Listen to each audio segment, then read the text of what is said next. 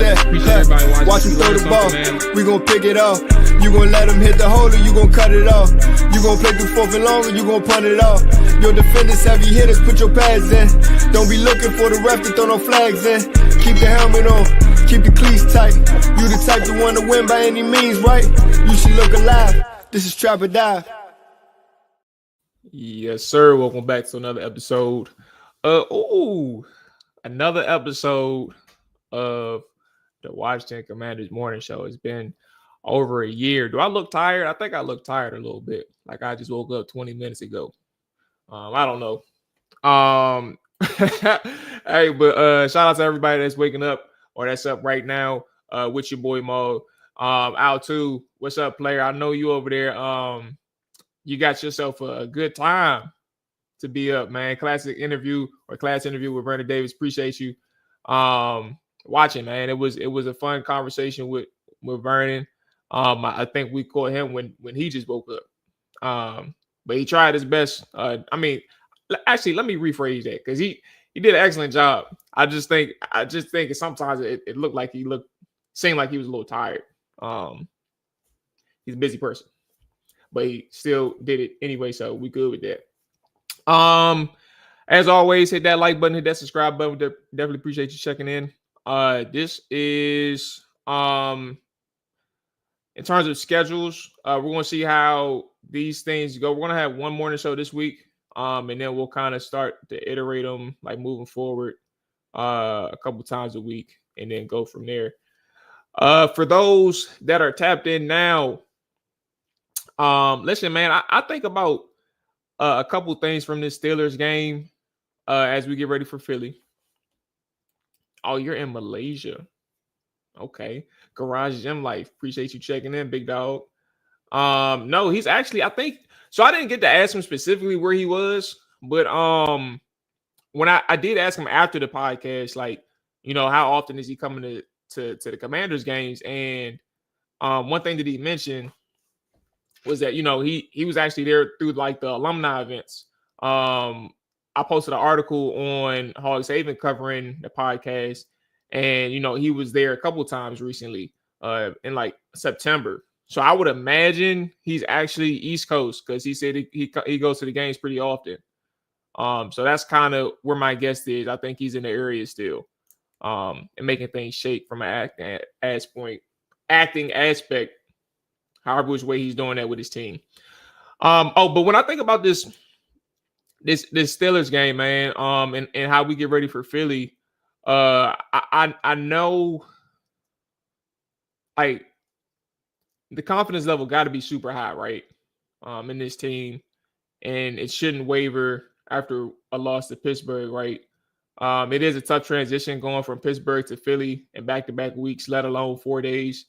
It's not impossible to win. And for a good portion of people on this team, like they're still familiar with the Philadelphia Eagles, right? They still know who Jalen Hurts is. They still know who A.J. Brown is. They still know who Devontae Smith is in that offensive line without Jason Kelce. They still know that defensive line, right? But they got a couple of new additions in the secondary. They got a new addition at running back, right? And how big does that change, or how much does that change, like the Washington angle? I don't think it changes much. But at the same time, you're talking about new players who can like really add some headaches to the Commanders' ability to game plan on a short week, right? For Washington, you're bringing in possibly Trent Scott as your starting right tackle. Hopefully, Cornelius Lucas is back. And B-Rob, as Al2 mentioned, is definitely like hitting that injury bug. You didn't say that, but B-Rob, you mentioned you got to bring him back. He actually said he feels good. He feels really good. So, you know, fingers crossed you get him back. That can change a lot. But what I want to tap into early on as I talk about some of these angles with Washington side preparing for Philly on a short week is the fact that up front things will have to get a little bit better. And you gotta start being able, you gotta bounce back majorly.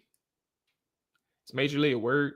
You gotta bounce back from what you showed against the Pittsburgh Steelers offensively, whether it's from your pass game, your pass catchers, and your protection scheme. And with that being said, let's get into a film review. We're gonna try to keep this one brief. We're gonna try to keep it brief. But there's plenty to get into. And I want to highlight a few plays that I found going through the tape. On the offensive side, I really didn't have time to go through the defensive side this week at all. So we'll tap into the offensive side strictly for now. And we can talk about some of the things that we saw on that side where you're like, if this is a little bit better, we're money. And then also we can think about the angle of, Trent Scott can't be in this position. The offensive line can't be in this position against Philadelphia. And Jaden can't be in this position against Philadelphia. All right, so let me bring up my plays right now. And I want to start. I think I'm going to go in chronological. No, I ain't going to do chronological. Let me zoom out, make sure all that's straight. Okay. All right, let's get into which one do I want to start with? Brandon Coleman, offense, pressure. Okay. Yeah, let me do Brandon Coleman. I think Brandon Coleman is a good place to start. So we're not going to do chronological order. Which one is this? Okay. The good news is you aren't going to necessarily face. Oh shoot, I didn't mean to do that. Where do I go? I don't want to do that one either.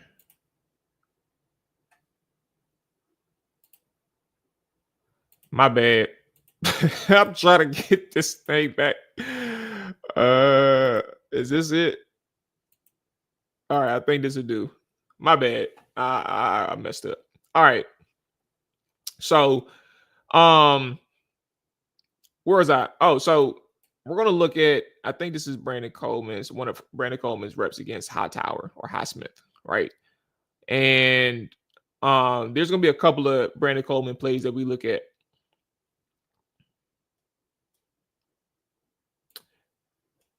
Mule, I was reading your question. That's why I paused for a second.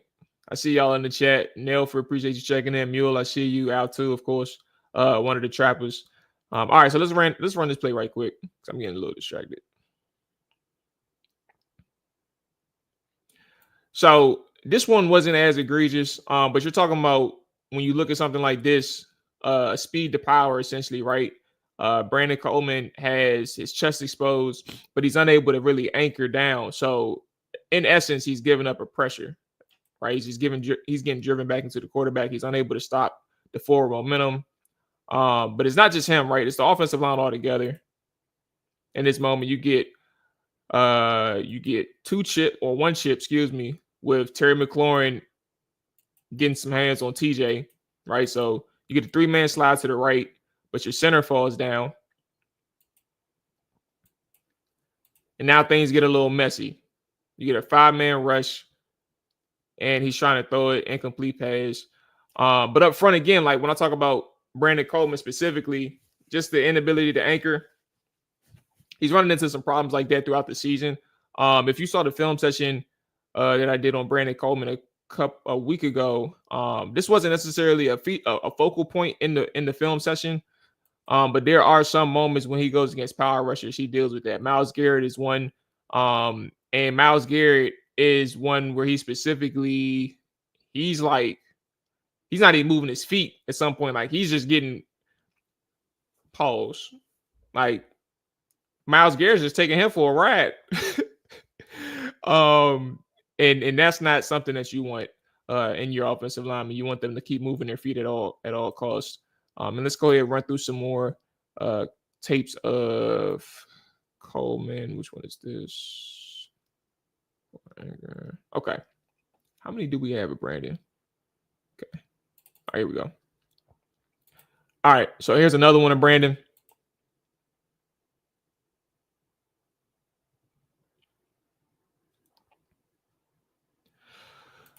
Now, in this instance, you're talking about Brandon short setting, right? Not necessarily getting the half man relationship that he needs to. And in this moment, like he stops. Like now he's already lunging, right? He's out of position already. Hightower was able to, like, he didn't do too much, right? But like where his initial alignment is, he's like it's not a wide 9, but like as a 7 tech. Like if that tight end was next to Brandon Coleman, he'd be outside the tight end. So that's kind of the alignment that he's at. And Brandon Coleman, in this instance, isn't necessarily taking the proper angle set to get him out there and to establish that half man and cut his rush path off, right?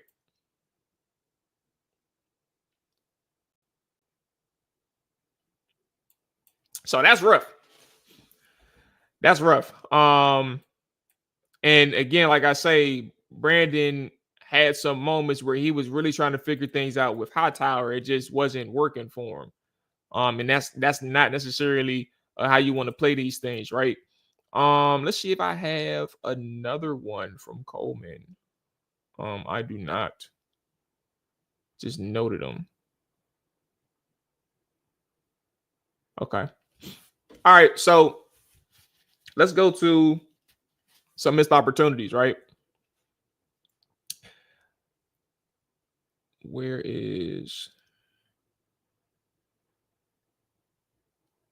is this the one? Yeah, okay. Now this is early in the game. This is the 6th play of the game at 3rd and 3.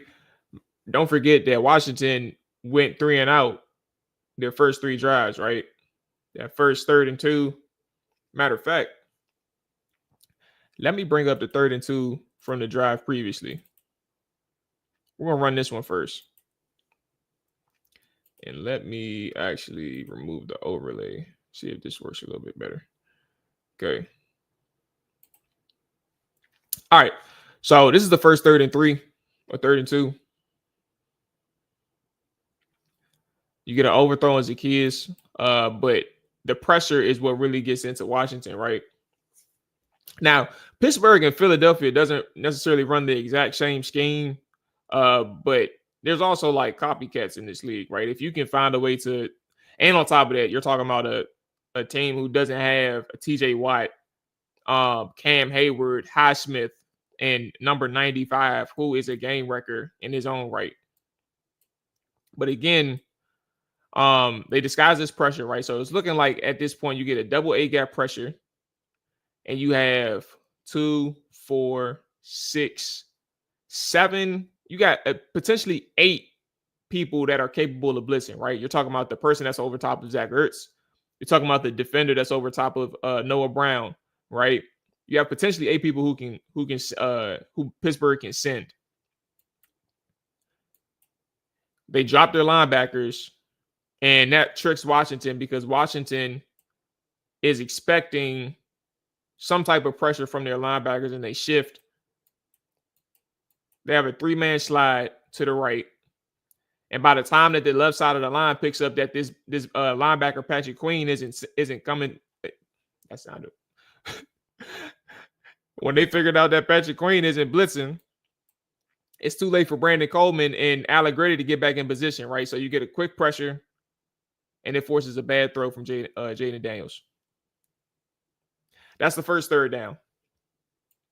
And that one's rough because, again, if you look at it from the field view, we're talking about a conversion and possibly what? Like, look at this point where he catches the ball. We're talking about at least 20 yards because we're talking about man coverage down the field. Like, even if he had more time, you have an opportunity to hit Terry down the sideline if you want to, right? I don't know how much time he would have had, but if you had diagnosed the blitz or the fake blitz or the simulated pressure, however you want to describe it, if you pick that up properly, you probably get 25 minimum on that play. Now let's go to the second third down.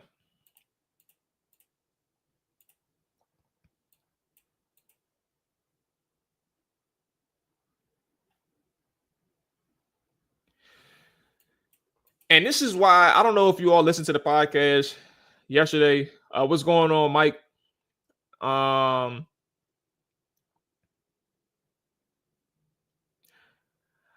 don't think I mean, I have my opinions of St. Juice. I don't necessarily matter of fact, let's talk about that. Let's talk about that later. I'm gonna actually bring that up. We're gonna talk about St. Juice. I put it this way. I think that he is getting I think he's getting nailed to the cross this week. And it's unnecessary to the extent in which people are doing it. I think people are looking for the engagement. And social media wise, I think people are looking for the engagement. They're looking for somebody to blame. But we're going to tap into. Let me actually favorite that, bro, so we can talk about that. All right, my bad. Let's get back into the film. So right now you're seeing another pressure in a moment where you're talking about 3rd and 3, and Luke McCaffrey is wide open. Like, he wins initially at the line. If you see this trips alignment, right, you get a 3-by-1 formation, and your 3-by-1 or your trip side is on the field side, right? And odds are is because Pittsburgh is a predominantly man team, let's run something that can uncover in man coverage. And they do that for Luke McCaffrey, right? And in those moments where I say Luke is getting, or Luke should be getting opportunities as a young guy, this is actually a moment that's designed for Luke, right? Crossing the middle. That is his first read. And let's look at it from the end zone angle where you can see a better view of, first off, Luke, but then you'll see the pressures as well. All right, here we go.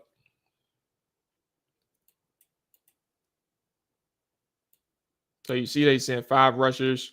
They man the running back. You get Patrick Queen coming in, and see how they hold their blitz, like they hold their disguise long enough to where the offensive linemen aren't able to really see it initially, right? So that puts Washington in distress. But then you get people losing their rush. Losing in their one-on-ones. And I think ultimately too, when you think about the single package for Washington, or when they send their 5+ rushers, it opens up the ability to win in one-on-ones, right? You got, again, Cam Hayward, TJ Watt, Highsmith. And Highsmith is going up against a rookie. Cam Hayward wins with his bull rush.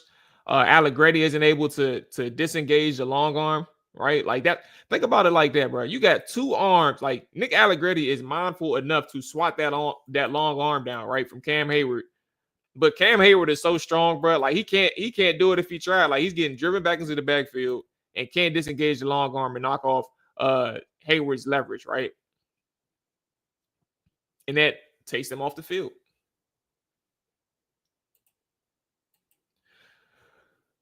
Let's see. We got a few more that I want to get into. Just some opportunity moments. Which one is 53? I don't know.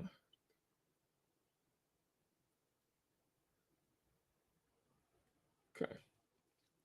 So this one, play 53. This is another Cam Hayward moment.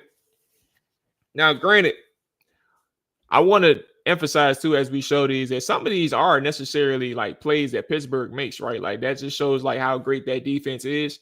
Cam Hayward is probably going to the Hall of Fame. And if he isn't, he's like the tier right below Hall of Fame. He's a Hall of very good. But this play is big because I think this is a 2nd and 4 in the 3rd quarter where I think Washington is up 24-21, right? So you're talking about plus side of the field, and you're taking a sack.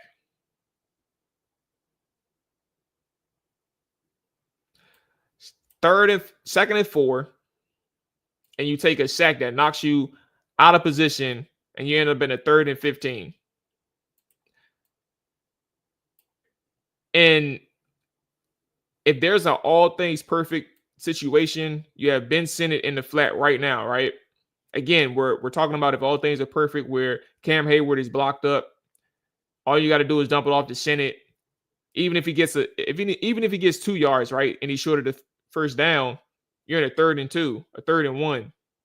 And if you don't get that, you're in a 4th and 1, fourth and inches. But Cam Hayward blows it up and you lose 11 something yards on the play. So when they pulled Allegretti, you get Tyler Biadasz in a situation where he has to try and overtake Cam, and he doesn't get that much help from Brandon Coleman, right? It's really just Biadasz by himself, and he doesn't have the right angle. And Cam Hayward is explosive off the football or off the snap, and it gets Jaden in trouble. Now, granted, I do think this is an opportunity where you should probably try to step up if you're not. It's rough. But I do think you have an opportunity to step up, like a slight slide to the right. But maybe he thought that he can get away from Cam. I don't know. I'm not going to dwell on that part too much. It's just the fact that he got instant pressure. So it's probably hard to just think about what you can do in that moment anyway. But my point in saying that is, like, when you talk about missed opportunities, it's literally moments where it's not even just a 3rd down or a drop. It's literally a lack of execution in some of the biggest spots. And also you're talking about a defensive line who is really just dominant against the Commanders, and you talk about strengths versus weaknesses. Like, Washington doesn't have like a super strength. They're just playing super smart, and they're playing together collectively as a unit. And that's what helps Washington be effective in the pass game. But when you got dogs and when you can isolate them in one-on-ones, you're going to have the problems. And Pittsburgh did a really good job isolating their pass rushers in one-on-ones.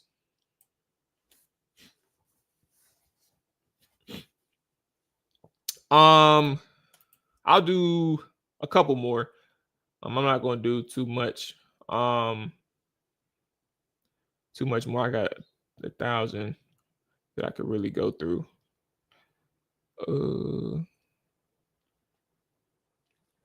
Did I show the draw? This one's going to hurt the most.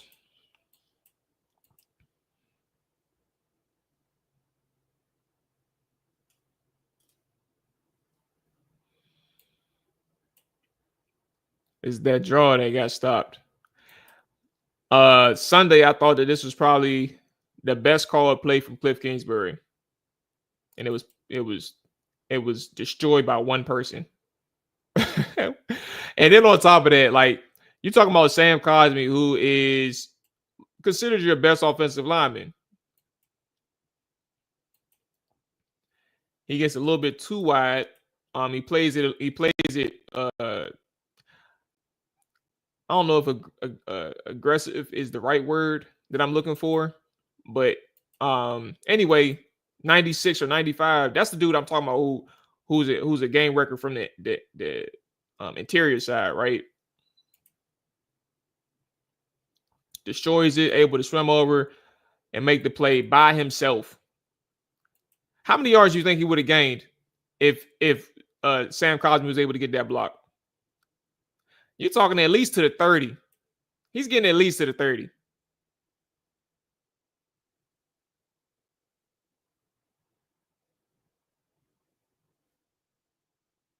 It's the one that hurt.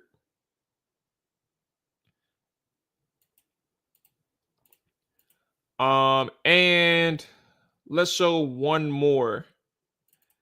Now, I wanted to show one play in particular I realized I didn't capture, but this is in the run game. There's several more that I can go over in the pass game, but I'm gonna save us the time, because these film sessions can get a little lengthy. However, if you know, when I do the Wednesday shows, and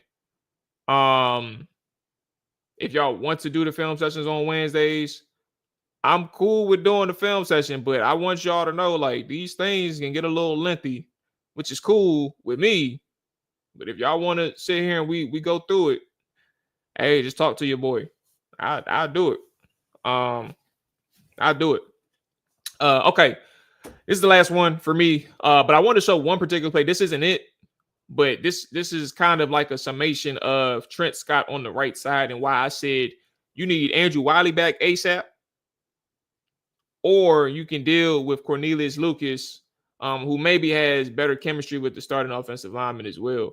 I ain't even gonna lie to you, bro. I don't know what play this was. That's how bad it was. I don't know what they was trying to do. I looked at this 1,000 times. Like, I don't know if this was like a stretch zone. I don't know if they was like, this may have been a split zone or something. But bruh, bruh, Trent Scott ain't getting nobody. Sam Cosby ain't getting nobody. Like, I have no idea what this was. I have no idea. I have no idea. I'm being completely honest. I don't know if it was a split zone. I don't know if this was a stretch zone. I have no idea what that was. And I show that to you, not to pick at Trent Scott. I show that to you to highlight how important Andrew Wiley or Cornelius Lucas is, who has more chemistry with the starting offensive lineman, because Trent Scott, that's not the only play where you had some mistakes happening on the right side of the offensive line. And that's the important part we need to understand. So if Trent Scott is in this week, you better pray to God that Trent Scott spent countless hours or countless additional time trying to get the chemistry down pat with his offensive lineman to his left and Sam Cosmi, and his tight ends who's going to be blocking in line with him, whether it's John Bates, Ben Sinnott. You need one of them. You need that connection. Otherwise, you better hope that Andrew Wiley's back, which he said he's good to go. And you need to hope that Cornelius Lucas is back. High speed. I'll show the play from Luke McCaffrey. I got you. I'll show this. So this is the last play. This is the very last play. And this is actually important because, again, we talked about Luke McCaffrey having these opportunities, right? This was another one. And Jaden saw him. And this one hurts.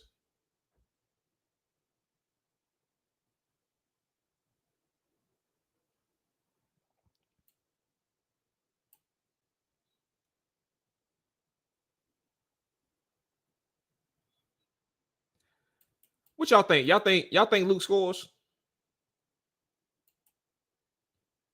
This is Cam Sutton, who's on Luke McCaffrey, right? The person that Pittsburgh was waiting to get back for that secondary, right? He was on suspension. I think this is his first or second game back, and Luke smoked him off the line. Bro, that's bro. Look at this point.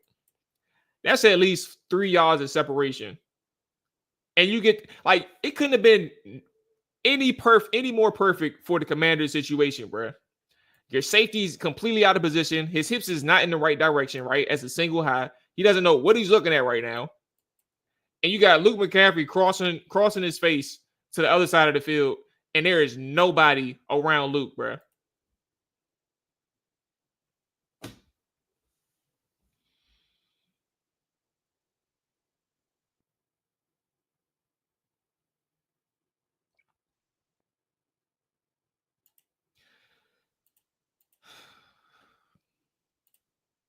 Well, there you go.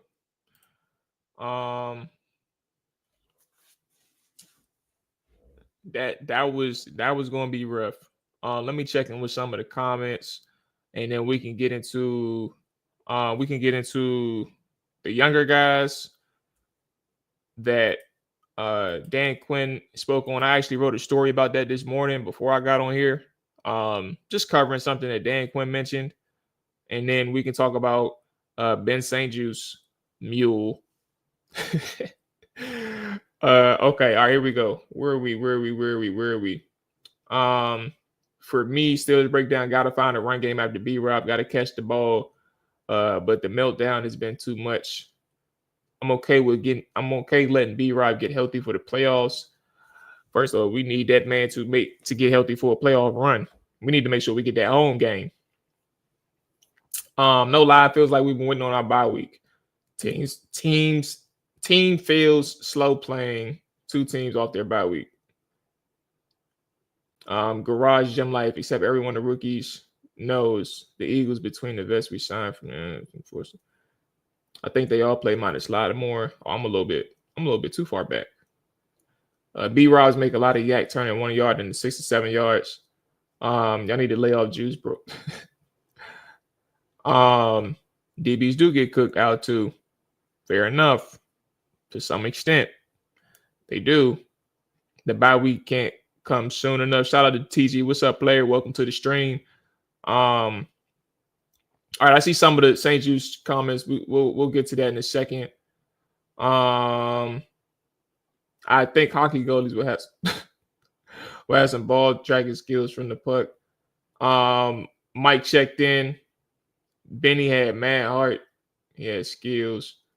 If LMC Luke McCaffrey catches that, he gets a lot of yards after the catch. Jaden didn't throw it back. Hey, look. Come on now. We need that man. We need that man. Need that man to hit that over the middle, Mike. Come on, brother. We're gonna see a lot of man-to-man coverage until we show we can constantly beat it. So I don't know if I don't think the man coverage part is now. I don't disagree with you. In terms of like challenging Washington's receivers, I don't disagree with that part. But I don't think they'll see more of what they're already seeing.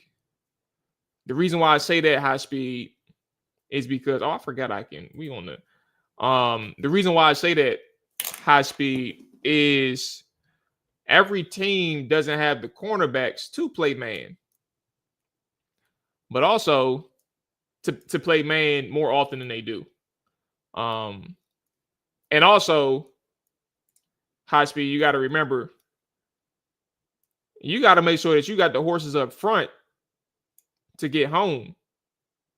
Because in man-to-man coverage, what does that do for your cornerbacks? And what does that do for your pass rush?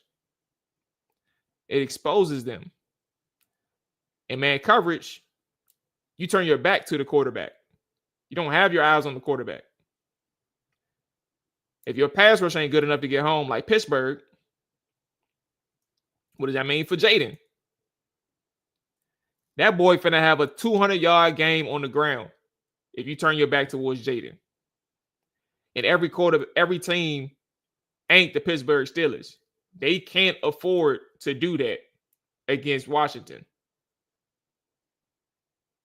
Philadelphia is going to be interesting. They got rookies in that secondary. Darius Slay ain't who he used to be, right? That pass rush is okay. But do they risk playing man-to-man? Or do they stay to their zone coverage, cover 3s, cover 4s? Right? So high speed, I don't disagree with the notion of using man coverage to challenge these receivers. But from a schematic standpoint, I am not going to sit here and say that most teams are capable of doing that because Jaden will tear their ass up. Tear him up.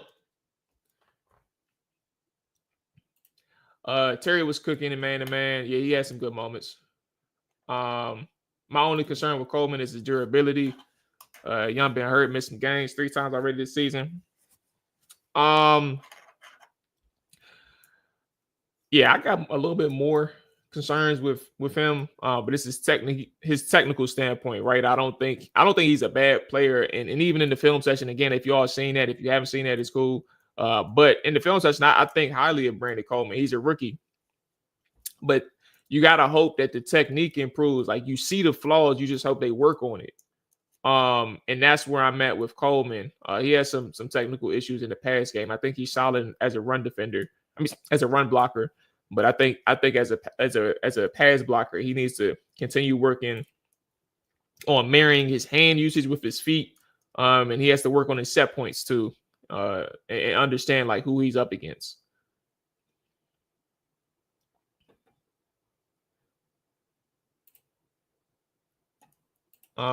Film breakdowns, yeah, man. The breakdown. So, that's what I meant to say. He said I work at night, so you're giving me something to listen to on my hour drive. Take your time. Okay. I'll take that in consideration. Maybe I'll find like a dedicated time window where we can really just dive into it. And just not drag it during the show. But we'll work on it. We'll work on it. So y'all said that would have at least a 60-yard play, and Mike said he would have scored for sure. Yeah, man, it would have been a good it would have been a good moment. The hold on TJ Watt was big for sure. We needed B Rob, and then we do need B Rob against Philadelphia. So hopefully they was so the Marshawn Lattimore thing, like people thought that they was protecting Lattimore for Philly or holding on to Philly. I think they was probably doing the same thing for B Rob, bro. Now I wouldn't have been surprised if they used this opportunity for a 10-day break to keep B Rob out until Dallas comes back. But if they really need a game, because I think B Rob missed the last two. If they really needed a game for B Rob to make sure that he was good, it's probably this one. And they said, we don't want you playing two physical back-to-back games against Pittsburgh, then Philly, when we really need you against the divisional game and not the AFC one where a loss matters less. What up, OG? I think that's an interesting point. B-Rob does affect the passing game to some extent, especially when you got B-Rob and Eckler in the backfield at the same time. Vernon wasn't lying. Terry really do be catching everything. Okay, we got Hawk in the building. The Morning Trappers is back. Shout out to my man Hawk out too, bro. The two Trappers members of the channel are both in the stream. Appreciate everybody who's tapping in live again. Make sure you hit that like button. Make sure you hit the subscribe button. As always, and if you do want to consider being a trapper, just follow Al too in Hawks League, man, and consider joining the channel. We don't, you don't have to do anything at all. Just checking in is good enough, and being part of the show is good enough. It's early for everybody, but we good, man. What time y'all wake up, bro? I wake up at 4 a.m. 4:30. Behind the scenes thing, that's when I do my film sessions, write my articles, get ready for my day. I used to drink coffee. I don't know if y'all ever tried to wing it. I don't know if y'all are coffee drinkers, but if y'all ever tried to wing yourself off of coffee, bruh, that shit's hard. I did it. I still drink coffee probably like once in a blue moon, maybe like once a week. But I used to drink it every day. And when I went cold turkey quitting, some things are hard, bro. But yeah, man, I wake up at 4 a.m., 4:30. I get my work done, my non-work work done. Do my film sessions, put my articles out. I need somebody to help me with the podcast though. The content side, bro, that stuff ain't easy, but I do what I can with the content stuff. I'm working on that, I think. But yeah, man, that's what time I wake up. Mike said he wake up at 5:15. Depends on previous day, but somewhere between 12 to 4 a.m. Mule said 4 a.m. Okay, shout out to Mule, man. I'm up at 4 a.m. too, as I just said. Only way to quit coffee is morning cardio. Nope, I still work out. I work out in the evenings. But to that point, I get what you're saying though. Because when people wake up, I am only a person. Like when I drank coffee, I only drink coffee in the morning. I'm not the person who drank coffee every day and had to have it at any like 2 p.m., 4 p.m. I feel bad for those people. I'm not judging. I guess I am. I guess I am, but not in a bad way. But it's like I know it's harder for them. Like if they really had to stop, it's gonna be harder. They're gonna have to find something to replace it with. Al too said he drinks so many espressos. Garage says 3 p.m. when I work, 5 a.m. on my days off because I go live on my channel Friday morning. Okay. All right, big dog. Yeah, Friday mornings. Okay. All right. What am I missing? Making sure I'm good here.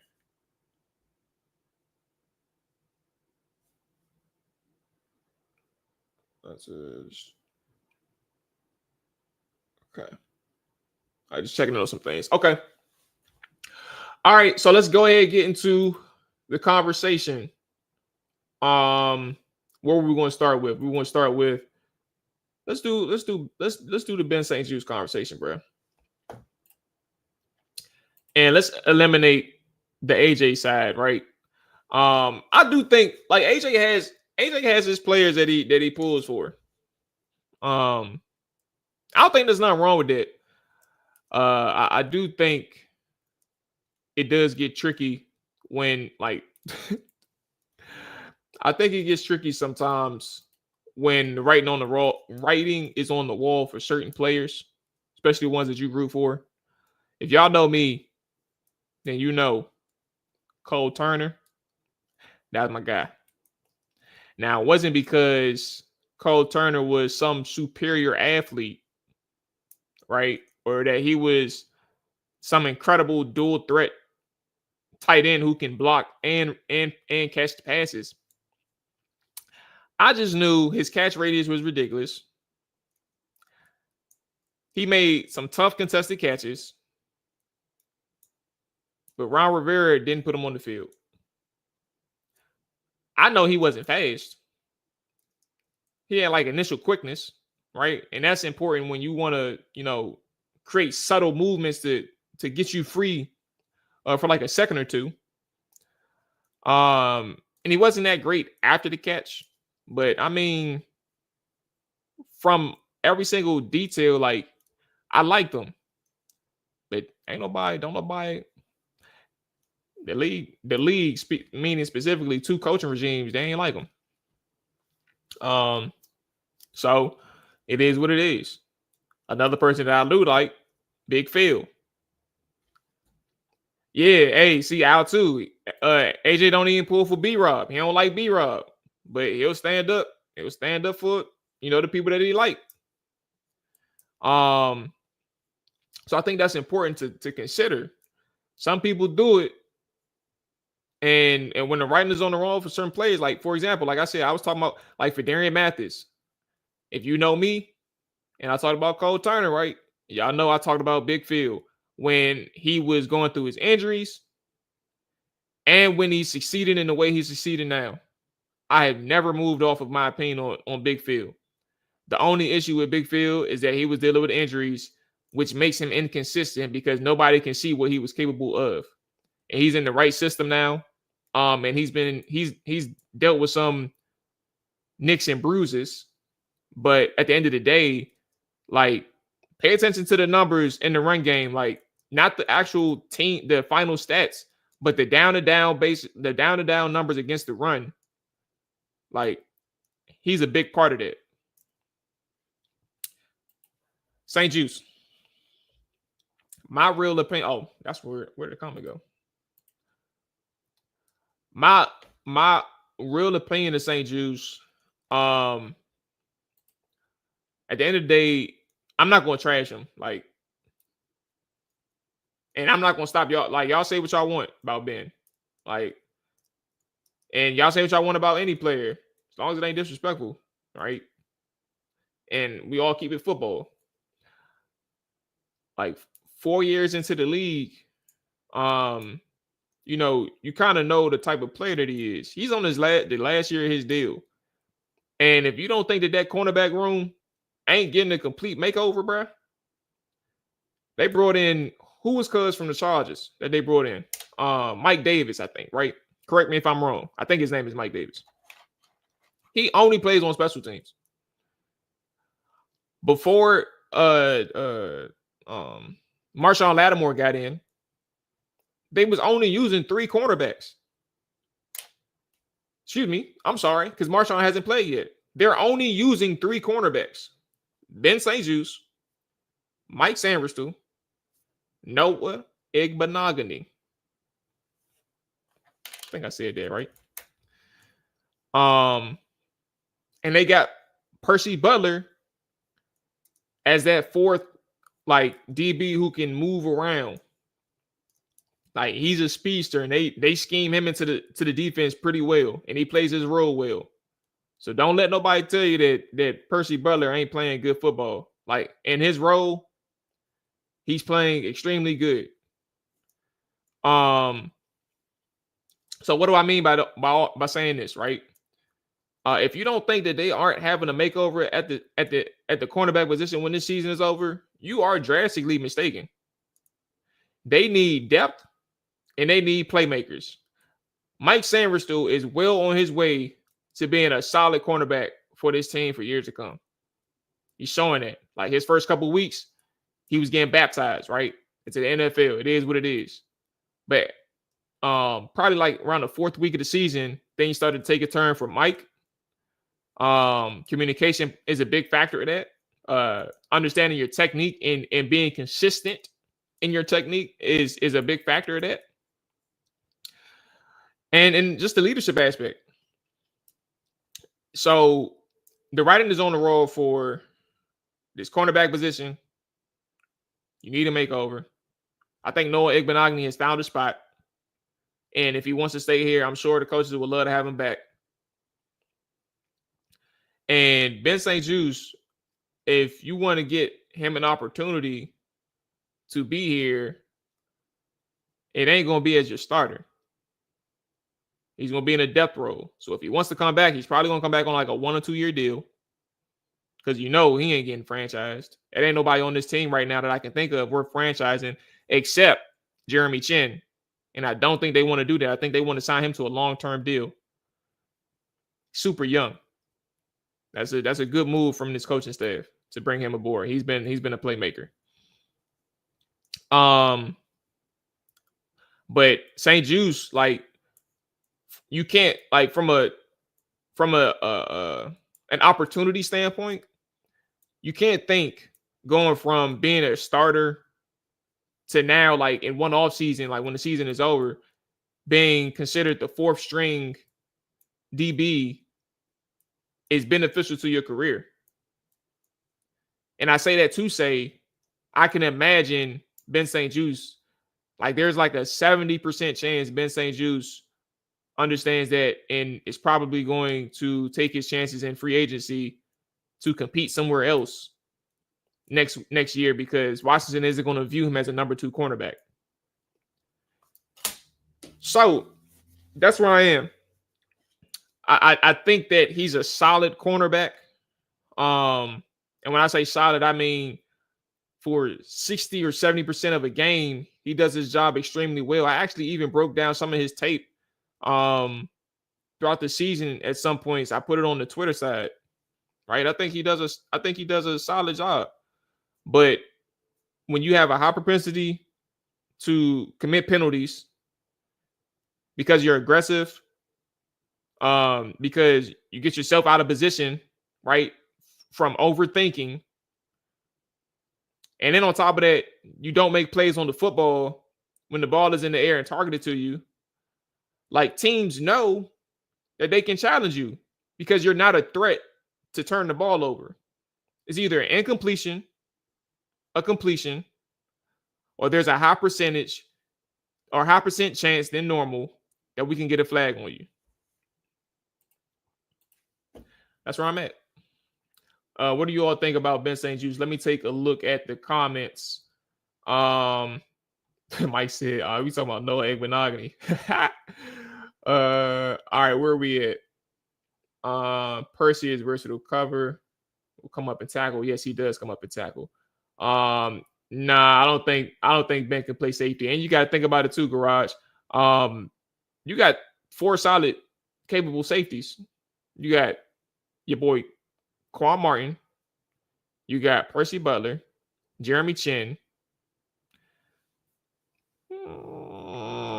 Revo, in a reserve role. Derek Forrest. I don't think you don't. Honestly, I don't even think you need to use Derek Forrest. Where you gonna put him? I'm serious. Where you gonna put him? I'm not saying that he's a bad player. I'm just saying if you think about where you gonna put him, right? Think about. I keep forgetting I can. If you think about where you gonna put him, think about who is he better than the person that you're gonna place in front of him, or place in front of. Excuse me, but you get what I'm saying. I do want to see Mike Sanderson back in the slot. Do you think Philly's the best team we faced all season long? I think Pittsburgh is the best team we faced all season long, brother. It's like that. What's up, Caleb? Now I think so far I think it's been Pittsburgh. I think Philly will be top 4. Actually, hold on, wait, let me look. I have something. I'll actually show. I had a list. I actually made a list.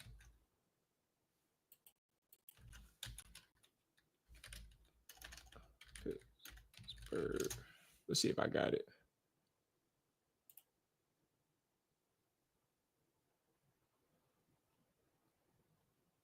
Let's see. I'm just looking for something.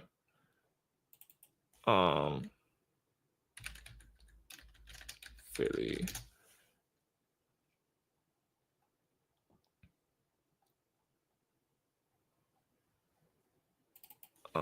Eagles. I think I just saw it.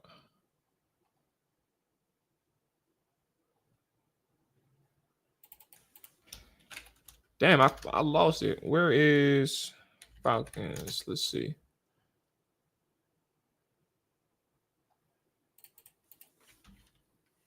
Order.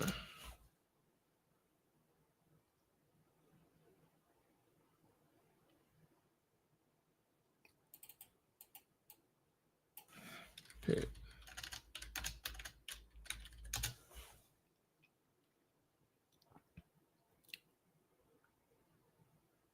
All right, yeah, I can't find it. They're up there, bro. I was just taking a look. I had something that I made on Twitter, and I can't find it. But I think Philly, Pittsburgh, Atlanta. Philly, Pittsburgh, Atlanta.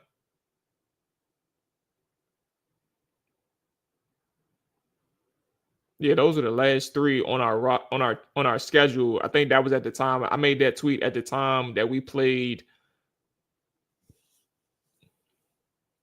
the Bears, or right before we played the Bears. And I thought I had the Bears at number 3. I had Pittsburgh at number 1. I had Philly at number 2. And Falcons at number 4. I think that Baltimore is the best team that we faced. And I mean that we will have faced this season. I think that Pittsburgh is number 2. I think that Philly is number 3 when it's all said and done. But they're some dogs, bro. And that's why I think that we split against them. I don't think that it's improbable that we lose. I don't think it's improbable that we beat Philly on Thursday. But I think this quick turnaround is probably going to be one of the toughest things they had to do all season long. And it has nothing to do with preparation, right? It's just circumstance. Like if they played Philly right after they played Pittsburgh, but they played them on a Monday night or they played them on a Sunday, I think Washington has a better chance at beating Philly. But they play them on a Thursday.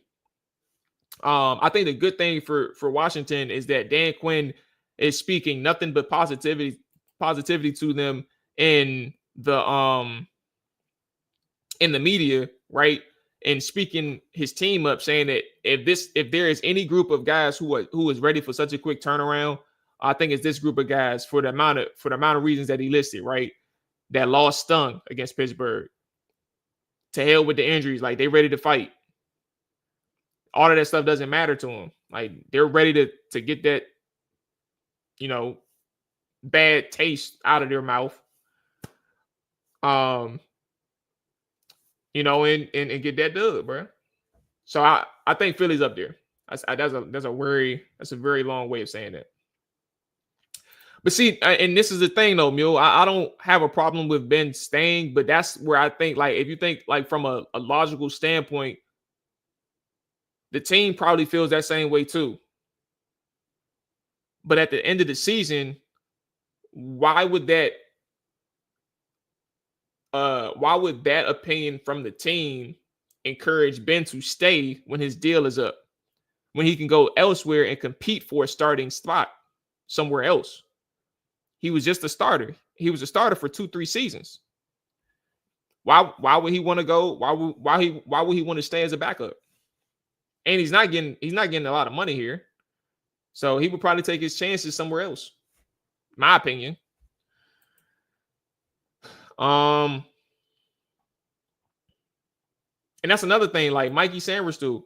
I like him outside too, but they want to put him back in the slot. And I don't have a problem with that. And when I think about putting him back in the slot, the question starts to ask, who do you want outside with Marshawn? And like, who do you want out there? And I think coaches are going to be thinking about that. I don't think that they're not going to give Ben an opportunity. I think that they will give Ben an opportunity. And the question is when he gets targeted, because some teams ain't going to target Marshawn that much. But when they start going at Ben St. Juste way anyway, because like that's not going to change the fact that teams is going to target him just because he's the number 2 cornerback now. They can be like, okay, well, who's our number 2?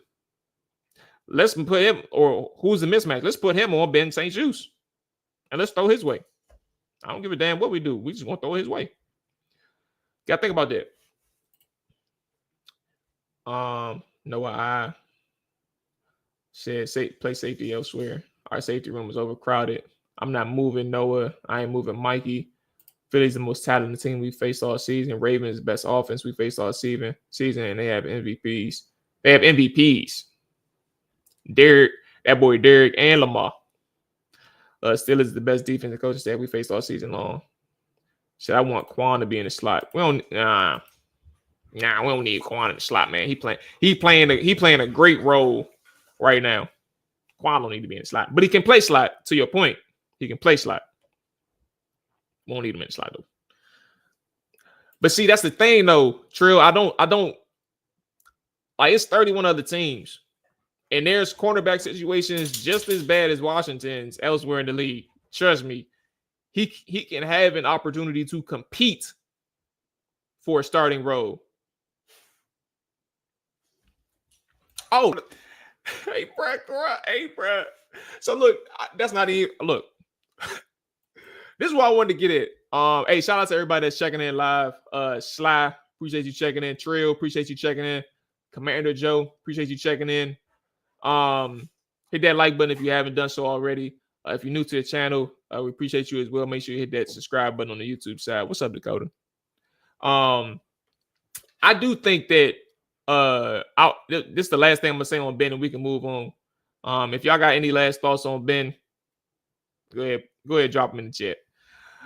I think that this situation for him is unfortunate from this standpoint.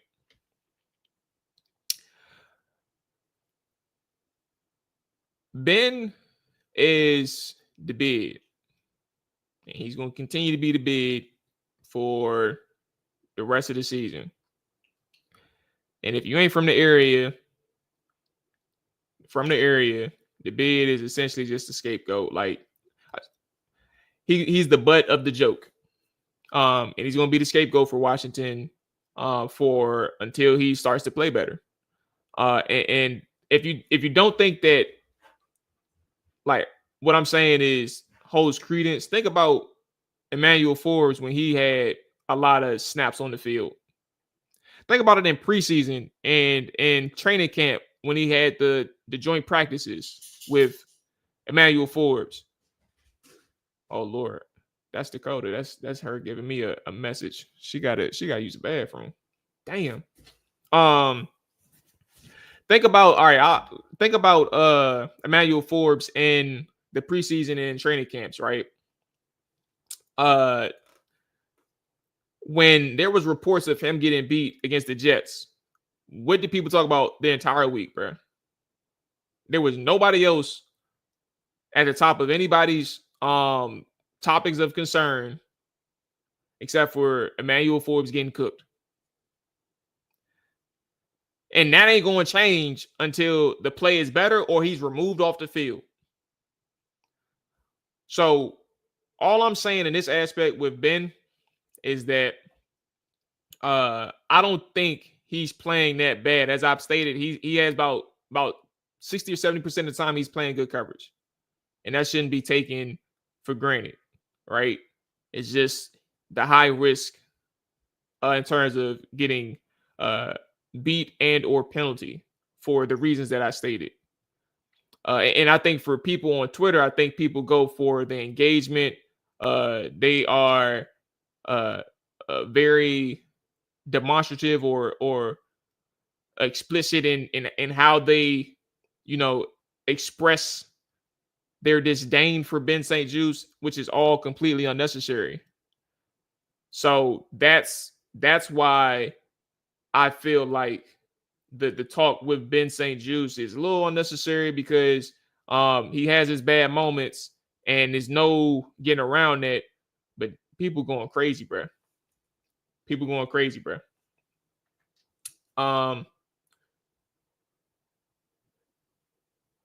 Jumped off Twitter now on YouTube. How many CVs is AP add next year?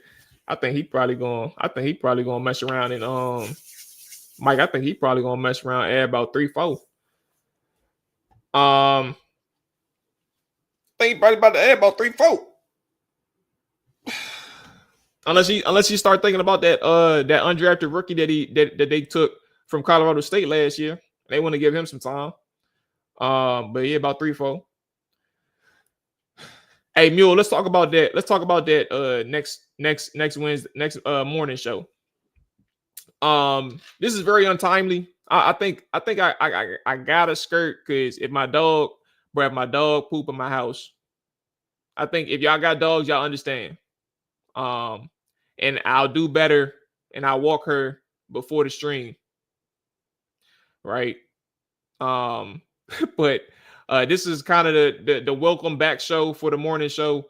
And hope y'all understand. I got to take Shorty out, and we can bring this back. So my plan for morning shows right now, schedule wise, is Wednesdays and Fridays. This week in particular, we're just doing Wednesday. Right? We're just doing Wednesday. So I will not be live Friday morning. I'm planning to go out of town, got some things, but when I come back, the plan is Wednesdays and Fridays, and we'll continue to do obviously the post-game recaps. Shout out to you, Commander Joe, for subscribing. Appreciate you, big dog. It is a big game for us. We will be live tomorrow night. Post-game recap. We'll have call-ins. So call in, do your thing. Right. But Wednesdays, Fridays, morning show, Sundays, or whenever a post-game recap. Tuesdays, Trapper Dive. Wednesdays, Trapper Dive all 32. So we got another show coming out tonight. And then Thursdays are the preview shows for those who are not familiar with the channel. All right. So there we go. Yep, we're going to have call-ins tomorrow, Mike. We're going to have the link out. Oh, you want the parlay? I had a parlay last night, man. I had Golden State -2.5 and the over on the jump. Your boy got paid. Got paid, baby. But okay, that's gonna wrap it up for us. I just wanted to make sure that I got the schedule out for us. Look, my man Saint checking in. AJ. Yeah, AJ talking about go to sleep. Man, you just waking up, boy. I've been up for 3 hours, brother. Yeah. But yeah, that's gonna wrap it up for us. We'll be back tomorrow. R32 tonight. We'll be back tomorrow live. We'll send the link out ahead of time. And if anything, check the description box for the show. We'll have the call-in link as well. All right, man. That's going to wrap it up for us. Y'all take it easy. We out here. Peace.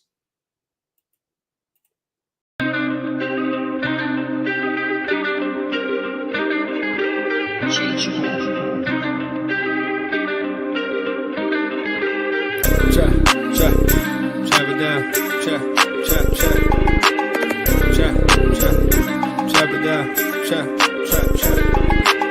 it down. Chop it down. Chop it down. You gon' chop it down. Chop it down. You gon' chop it down. Damn, set, watch him throw the ball. We gon' pick it off. You gon' let him hit the hole or you gon' cut it off. You gon' play through 4th and long or you gon' punt it off. Your defenders heavy hitters, put your pads in. Don't be looking for the ref to throw no flags in. Keep the helmet on, keep the cleats tight. You the type to want to win by any means, right? You should look alive. This is Trap or Die.